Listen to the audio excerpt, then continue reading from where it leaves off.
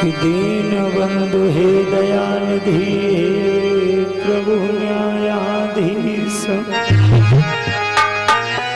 सदा सहायक दीन के युग चरण नभाऊं शीस।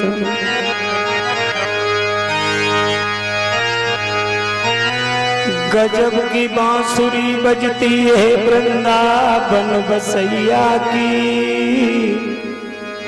करूं तारीफ मुरली की या फिर मुरलीधर कन्हैया की।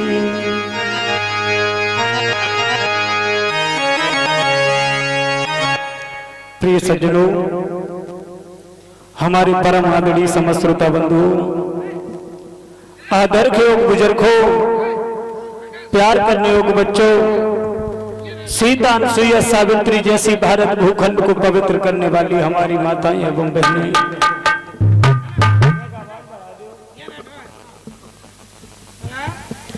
आज आपके इस पवित्र पावन भूमि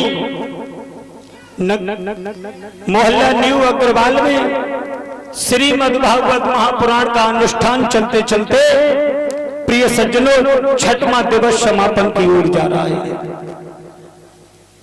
प्रिय भक्तों, ये तो हमारे आपके अहोभाग्य हैं जो इस पार ब्रह्म परमेश्वर की रसमयी कथाओं को सुनने को सौभाग्य प्राप्त हुआ। बड़े भाग्य हैं भाइयों, जब पूर्व जन्म के संस्कार उदय हो जाते हैं तभी भगवान की चर्चाएं, भगवान की कथाएं, भगवान के सत्संग में जाने का मौका मिलता है। आइए, थोड़े समय का अभाव है, इधर हरिहर क्षेत्र में बैठे हुए श्री सुखदेव जी महाराज उत्तरानंदन परीक्षित को सावधान करते हैं। कहते हैं, राजन, यादवेंद्र योगीराज भगवान श्री कृष्ण ने अपने बचपन में अनेक बाल लीलाओं को किया। भगवान ने अनेक दुष्ट दुराचारियों का वध किया। परमात्मा ने धर्म की स्थापना की। भक्तों, इधर भगवान कन्हैया वृंदावन में माखन की चोरी करते हैं। अनाद भाग से अपने भक्तों को के मन में बस रहे हैं। ग्वाल बालों को सभी को साथ में लेके बड़े आनंद से समय व्यतीत करते हैं। प्रिय सज्जनों, एक दिन की बात है, एक दिन गोपियां दत्त की मटकियों को लेके सभी गोपियां वृंदावन से मथुरा धाम की ओर जा रही थी। इधर भगवान कन्हैया गायों को चरा रहे हैं और जैसे ये सखियों की टोली श्याम सुंदर ने देखी, कहने लगे, भैया मनसुखा, बोले हाँ, ये देख हमारे ब्रजमंडल से दूध दही मथुरा के लिए जा रहा है। मनसुखा कहने लगा, तो क्या करूं, वो तो चला जा रहा है, आज क्या नया जा रहा है। भगवान कन्हैया बोले, नहीं, अब ये दही मक्खन मथुरा धाम में कभी नहीं जाएगा। और भगवान कन्हैया आगे बढ़े, बेटा ब्रजमोहन, और गोपियों को रोक लिया।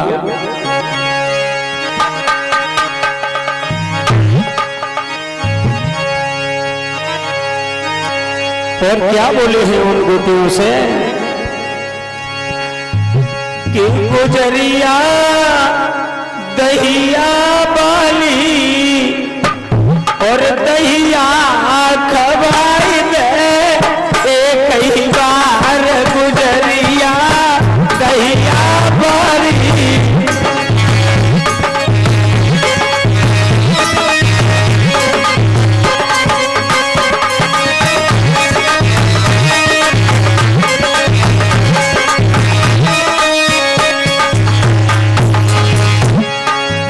तो गोपियां कहने लगी, एक कन्हैया हट जाओ, हट जाओ मेरे सामने से, ना रोको के हमारी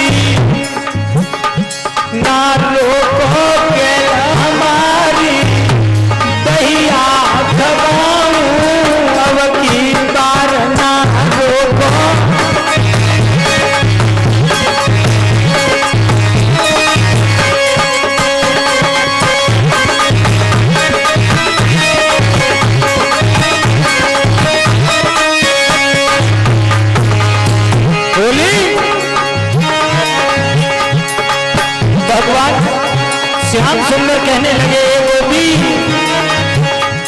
गुजरिया दहिया मोई खवाओ,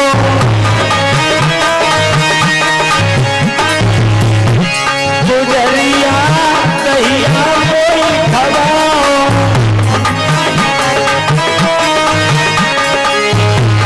बाद में अपनो नाम बताओ,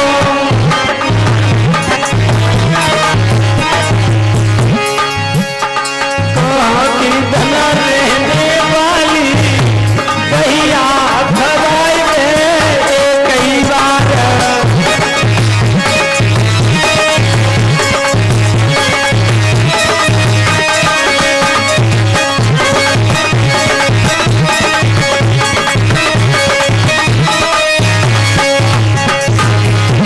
गुजरिया दहिया वाली दहिया खवाए कई बार।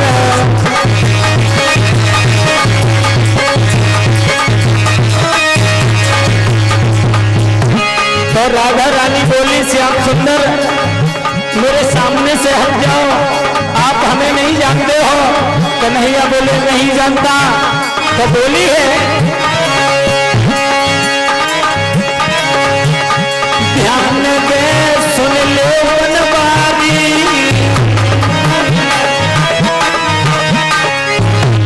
नाम मेरो है राधा प्यारी, और बोली ग्राम बरसाने वाली, ग्राम बरसाने वाली दहिया खवाए कई बार।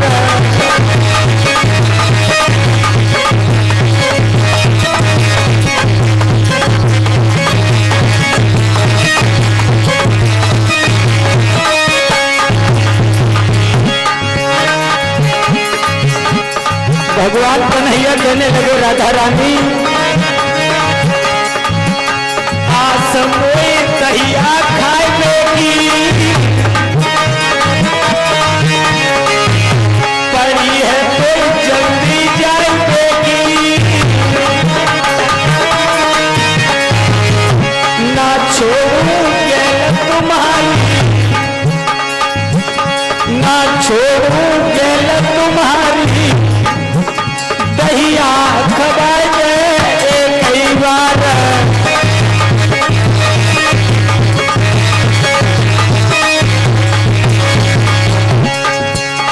ना छोड़ू गैल तुम्हारी दहिया खवाए कई बार।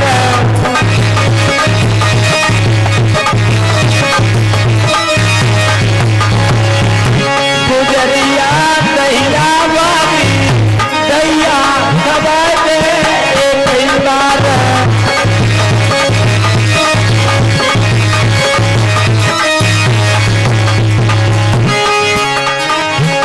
भगवान कन्हैया कहने लगे गोपी आज तू यहाँ से निकल नहीं पाएगी, मैं तुझे किसी भी कीमत पर जाने नहीं दूंगा।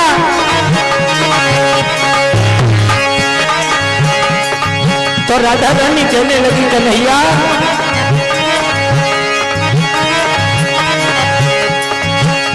समरिया मान मेरे कहना, कन्हैया मान मेरे कहना, सास मेरी मारेगी ताना,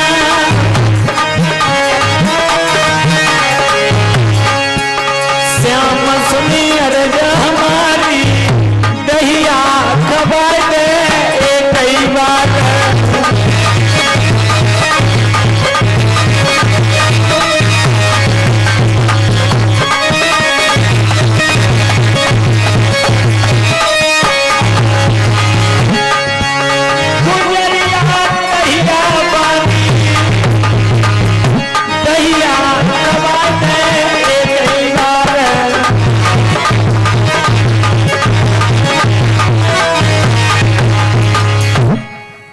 वृंदावन बिहारी लाल की।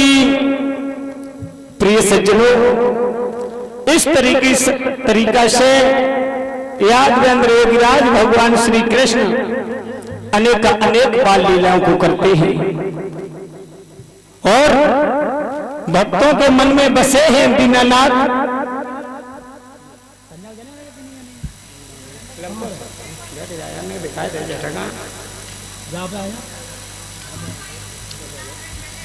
प्रिय सज्जनों,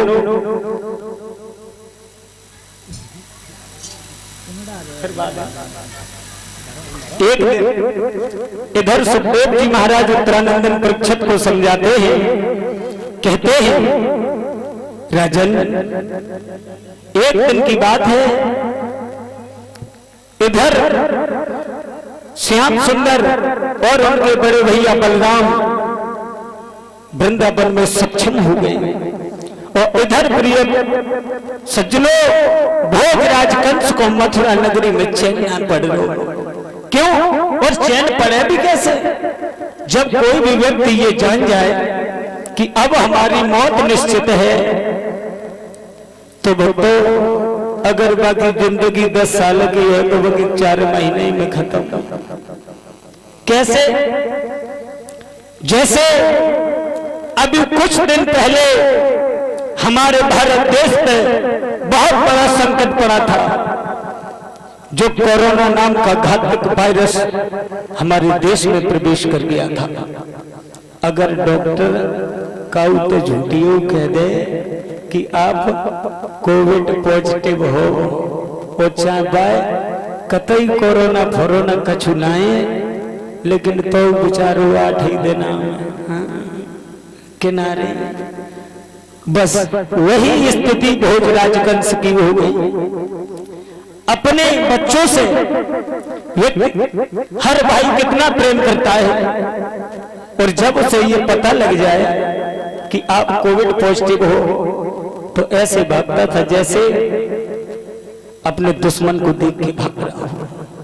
भक्तों, वो दिन वो समय आज भी हमारे आपके आंखों के सन्मुख है, जिन बच्चों ने अपने पिता के कंधों पर दम तोड़ दिया। कितना भीषण संकट पड़ गया था हमारी भारत में, लोगों ने सामना किया और आखिरकार तो जंग हम और आप जीते ही गए। बोलिए वृंदावन बिहारी लाल की। ऐसे ही भोजराज कंस को पता चल गया कि हमारा काल वृंदावन में सक्षम हो गया है, अब उसे चैन नहीं पड़ रहा है। इधर एक दिन देव ऋषि नारद का आगमन हुआ, तो भोजराज कंस ने देव ऋषि नारद को आता हुआ देखा तो बड़ा प्रसन्न हुआ। कहने लगा, ऋषिवर अहो मेरे भाग्य, आप बहुत अच्छे समय पे आए हो। नारद कहने लगे, कंसराज मैं देख रहा हूं आपके चेहरे पे मुस्कान तो है, लेकिन मुस्कान में वो बात नहीं है। बोले इसका मतलब? भोजराज कंस से कहने लगी, बाबा नारद आप अच्छी तरह समझते होंगे, और जो आप हमसे कह रहे हो अच्छे समय पर आए हो। कंसराज कहने लगा, हाँ श्रीमान, अगर कोई किसी के बुरे वक्त में काम आ जाए तो वक्त तो बुरा है, लेकिन जो सामने वाला व्यक्ति उसके काम आया वो शुभ बन के आया है। भोजराज कंस को देव ऋषि नारद पूछते हैं, राजन क्या बात है? और देव ऋषि नारद बोले हैं भोजराज कंस से, भैया लवकुश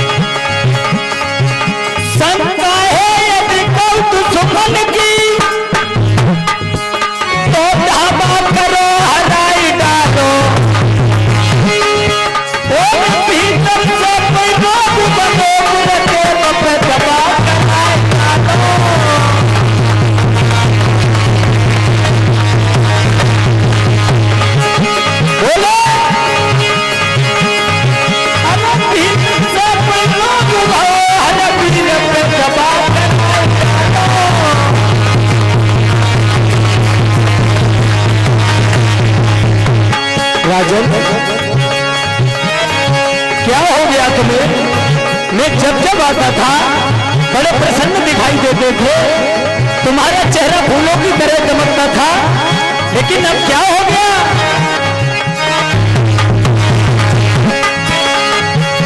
भोजराज कंस कहने लगा, बाबा नारद, तुम नहीं जानते हो, तुम नहीं जानते हो, उसे हीरे के को छोड़े जो कृष्ण बलराम कहाते, बस वही काल हमारा है ऐसा जो नसी बताते।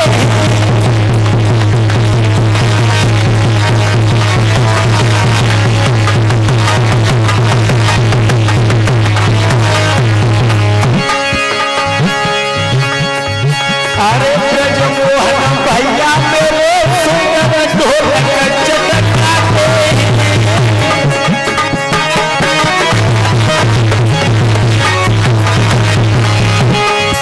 और लब कुछ भैया लाल पूरा चिमटा मधुर बजाते।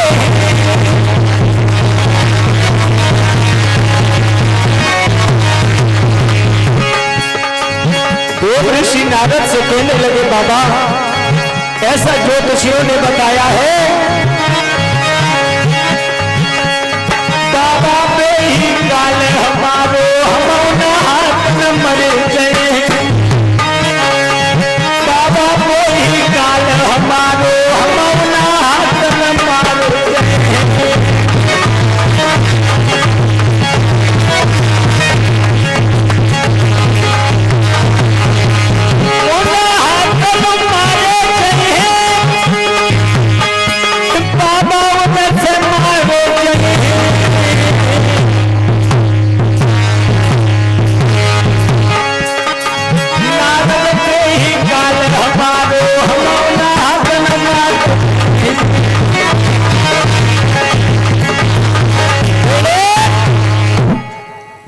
देव ऋषि नारद कहने लगे, भोजराज कंस तुम तो पागल हो, अरे तुम्हारे पास ना तो धन की कमी है, न ताकत की कमी है, न सेना की कमी है, अरे एक तो एक वीर बलवान है तुम्हारे पास, और तुम उन छोटे छोकरों से डर गए, वो छोटे छोटे बच्चों से काहे को डर रहे हो, तुम्हें नहीं मालूम? देव ऋषि नारद से कहने लगा, भोजराज कंस बाबा हमें तो बहुत डर लगता है, आप तो हमारे घर के आदमी हो, आप हमारी कोई ना कोई मदद करें। देव ऋषि नारद कहने लगे, आप चिंता ना करो, एक पत्र लिखो और बाबा नंद के लिए भेज दो, और उस पत्र में स्पष्ट शब्दों में लिख दो, मुझे 2 छपरिया कमल के पुष्प चाहिए, और कमल के पुष्प काली रहते हैं, जो भी पुष्प लेने के लिए जाएगा वो नील कमल के और काली देह में कालिया नाग रहता है, जब भी जो भी जाएगा उसे वो कालिया नाग वहीं पर खत्म कर देगा, तुम्हारा तो नंबर भी नहीं आएगा, तुम्हारा काल मारा जाएगा। और मुझे इस बात का तो विश्वास है, सबसे पहले कृष्ण और बलराम यही दोनों जाएंगे। बड़ा प्रसन्न हुआ है भोजराज कंस, पत्र लिख दिया, और जब पत्र लिखा तो स्पष्ट शब्दों में लिख करके वृंदावन भेज दिया। बाबा नंद ने पत्र पढ़ा तो कर्ण क्रंदन करने लगे, रोने लगे, कहने लगे ये क्या हुआ, ये भोजराज कंस हमारे दोनों बच्चों के पीछे पड़ के रह गया, मैं अपने बच्चों को कैसे बचाऊं। प्रिय सज्जनों, इधर भगवान कन्हैया और बड़े भैया बलराम वृंदावन में गाय चराने के लिए गए थे, इधर संध्या की बेला हुई है, तो कृष्ण बलराम ने आकर के गायों को खर्क में छोड़ दिया। नंद भवन में गए हैं और नंद भवन में जाकर के देखा तो बाबा नंद मनहीन बैठे हुए हैं, और जब बाबा नंद को मनहीन श्याम सुंदर ने देखा तो कहने लगे, बाबा तुम काहे को परेशान हो, तुम्हारा चेहरा काहे को उतर गया, क्या बात है, आप हमें बताओ। तब तक मैया यशोदा रोहिणी आ गई। सब लोग मन में मनहीन थे। भगवान कन्हैया कहने लगे, मैया काहे को रो रही है तू? अरे तेरी आंख से आंसू निकालने वाला वो कौन बहादुर है जिसने हमारे माता पिता को दुख पहुंचाया है? अब वो किसी भी कीमत पर जिंदा नहीं रह सकता। आय हाय बोले हे भगवान कन्हैया।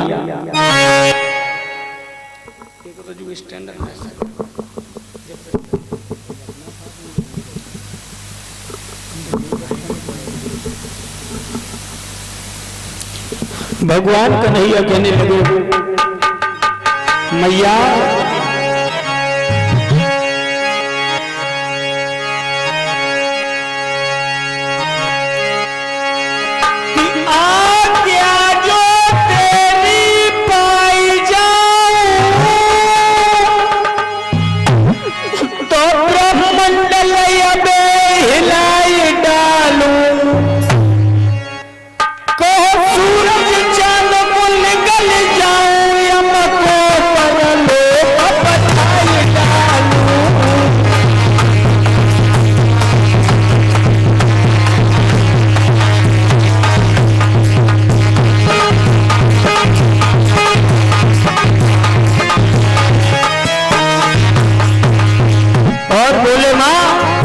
तुझे नहीं मालूम भैया मारे को एक लाख तो सात को सवड़ जाएगा और मेरे एक तमाचे में वो नीच नहीं उठ पाएगा।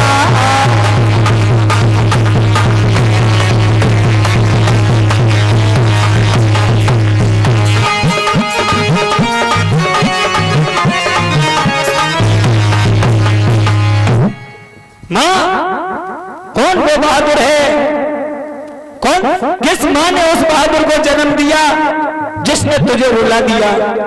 प्रिय सज्जनों, समय के उपरांत श्याम सुंदर को यह संदेशा प्राप्त हो गया कि भोजराज कंस ने नील कमल के पुष्प मंगवाए हैं। भगवान कन्हैया मैया यशोदा के पास में गए, कहने लगे, मां मुझे भूख लगी है, मुझे माखन रोटी दे दे, माखन रोटी दे दे मैया।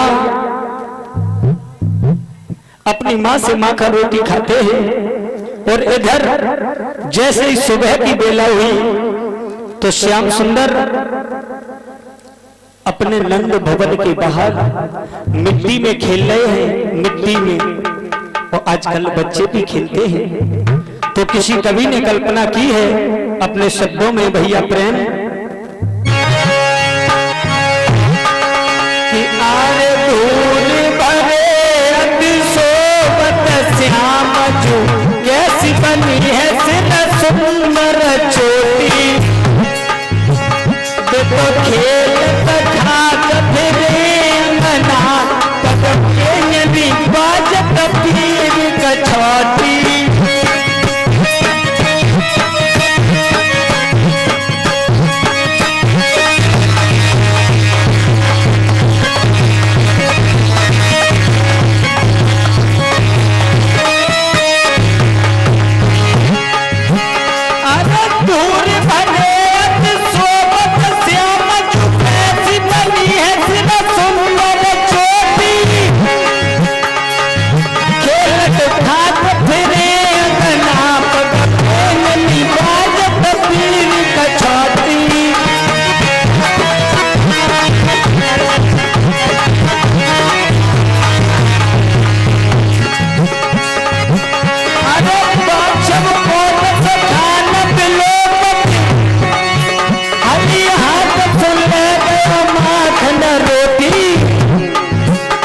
कवि रसखान जी लिखते हैं अपने पद में,